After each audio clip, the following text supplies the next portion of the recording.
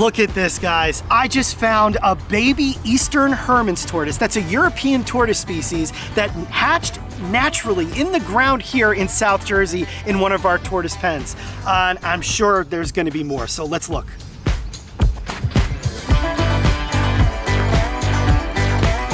There's one right here.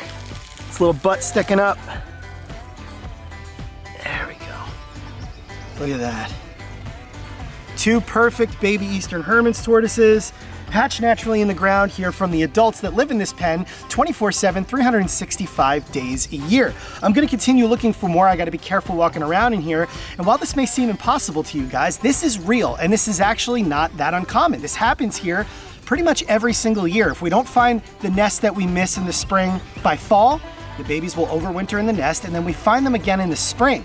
And the reason that these animals are capable of that is because they are used to the 4 seasons where they come from in their native Europe. And in fact, in a lot of areas where eastern Hermann's tortoises occur naturally, it's even colder there in the winter than it is here. So I'm gonna look a little bit longer, but I don't know. It's kind of tough to walk around in here knowing that these little babies are at my feet.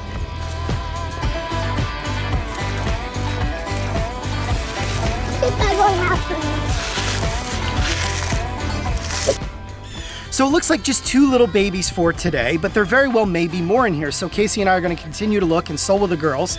But it's a good thing we got these 2 today, because we're doing a major overhaul here on our property at Garden State Tortoise as we shift animals down the pen line. If you guys have been paying attention, we recently added a backyard farm to our family.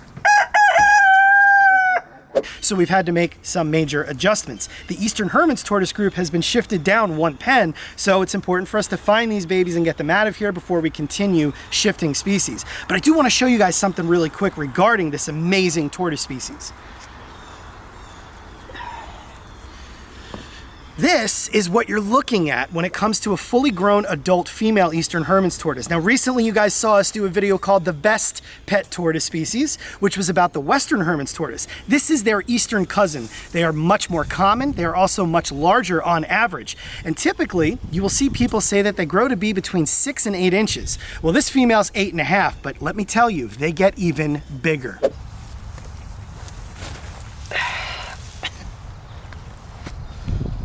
This here is Athena. She's the largest known example of the eastern Hermann's tortoise in the United States of America. She measures 11.2 inches. She's clearly ancient. She was found walking down the road in California many years ago, and then the gentleman that used to have her needed to move his animals out, and she came here to live with us. This animal's also still reproductive. We have no idea how old she is, but she is absolutely tremendous. But guess what? There are even larger examples of eastern Hermann's tortoises over in Europe. Still, Athena is a true gem and a true rarity here in the United States. So don't always believe everything you read. Sometimes the animals grow much larger than what care sheets will tell you.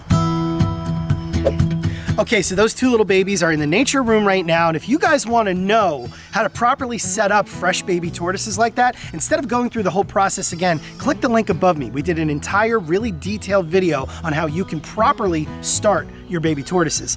We're losing sun. It's going to get a little bit chillier today, so before it gets too chilly, I want to show you something that happened just last night that is truly incredible and a very first for us. Come on.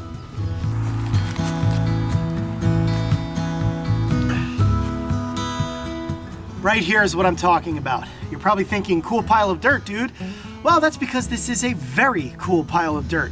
Underneath it is our very first ever Mexican box turtle nest, and that's a very big deal.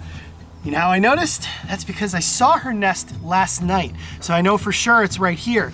But one way you guys can tell if a turtle or tortoise has nested in a certain area and you miss it, you see the little disturbances here? You've got some pushed up dirt, and you've also got an area that looks like it's been patted down. Well, that's because the female backed in, anchored herself in, used her hind legs to excavate the shallow nest, and she pushed dirt up like this on either side. And then when she was finished, she pulled whatever she could to completely pack it down. So that's one way that you can tell that a turtle or tortoise possibly nested in a certain spot. But enough about that. If you recall, we got our Mexican box turtles back in November. It was actually the same day that we got Chief Brody, the alligator snapping turtle. We got the Mexican box turtles from the Turtle Survival Alliance. They got them from the Memphis Zoo. These turtles were part of a confiscation because they came into the United States illegally. Well, they entrusted us with them because they cannot be sent back to the wild, of course, for many reasons. And we've been taking care of the adults over the winter. Just a few weeks back, I noticed that 5 of the 6 females were gravid. Gravid means they were carrying eggs.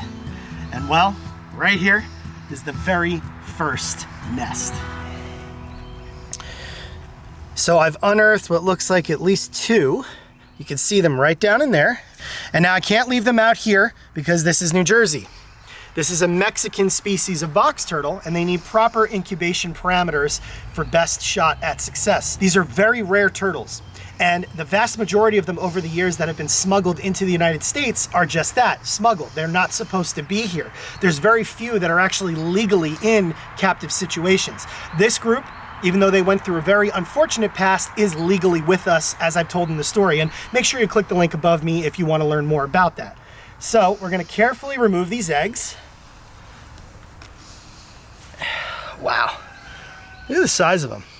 Much bigger than the American box turtle eggs on average. At least those of the Eastern box turtle complex, which would be the Florida, Eastern, Gulf Coast, and three-toed, depending on who you want to reference as far as taxonomy goes. Oh, we got another one. Look at that. That may be it, which is a good size clutch for one of these, especially given the size of these eggs. Yeah, that's it. 3 perfect eggs. They're not over-calcified. What that means is that the female has not been retaining them for too long. So as long as all the breeding efforts between the males and the females went well, these should be fertile. And actually right here next to me is Mama. Here she is. It's a good time to check her out, make sure she's okay, because that obviously was very laborious for her to do. Did you have a tough night, Mama? She's still got the number 5 on her. All of these turtles are both microchipped and numbered by the Memphis Zoo. And that's so everybody can keep track of who is who. We're still learning who these turtles are, and that's a very safe-based paint. It will not affect the animals, and it's commonplace for especially confiscations and how to number them properly. You can tell she's a female because of her drab coloration. When it comes to the Mexican box turtles, the males are the ones that really feature those insane, almost male bird-like colors. Blues, reds, yellows, oranges, whites. And the females kind of typically resemble that of a big 3-toe box turtle, if you're familiar with that species. Beautiful nonetheless. You look like you need a little drink, but she's still got good weight. And there may be a second clutch coming from her in a couple weeks. So let's let her hang out here where she was, right at the edge of the pond. She probably wants to get a little drink soon. And what we need to do is get these eggs into incubation right away.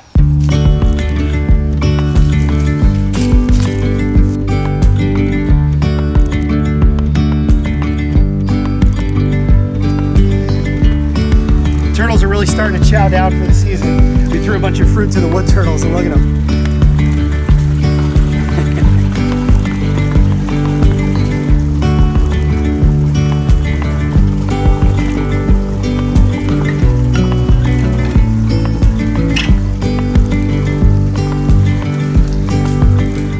Best time of year.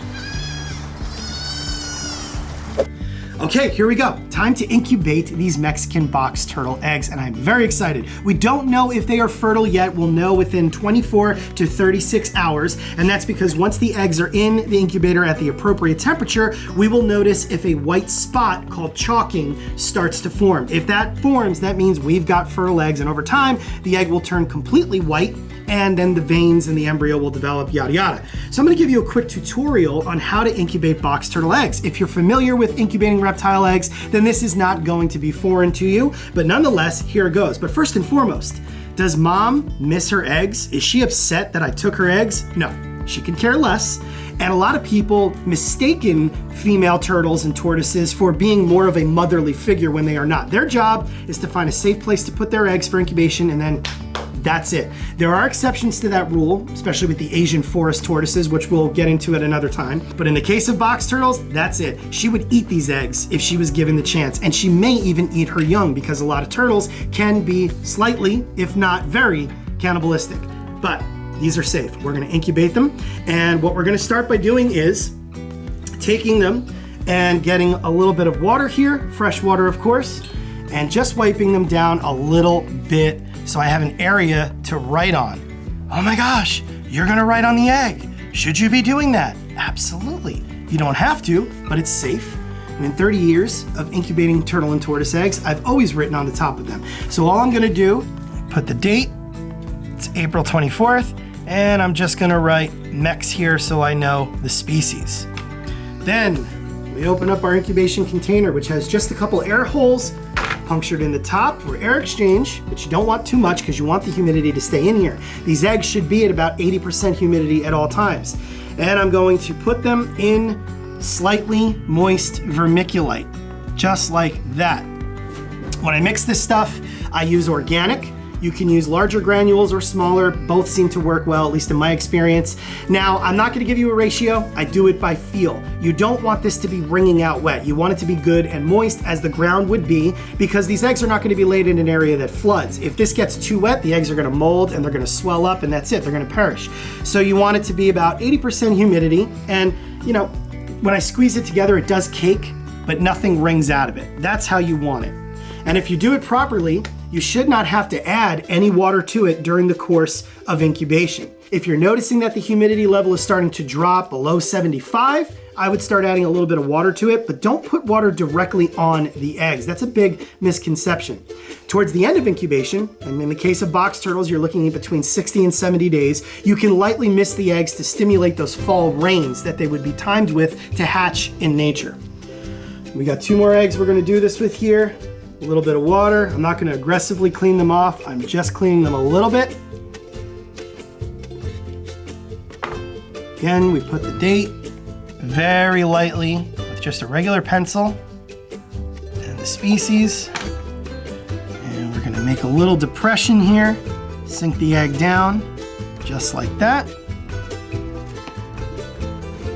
And here is our final egg.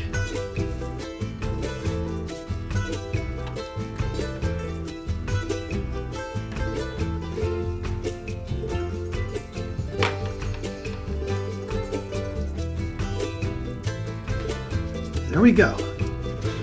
Nice big container.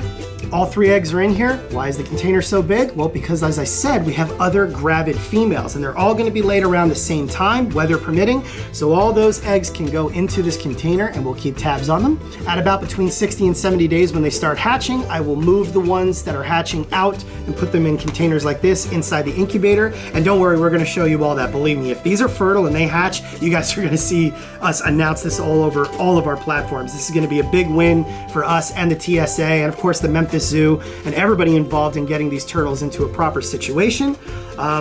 They can't go back to Mexico. They're not supposed to be here, but they are. They're here to stay, and we promise you guys that we will be doing good by them, our very best, in fact. And they are now outside for the season in a huge pen, and I'm just so excited for the future with these turtles.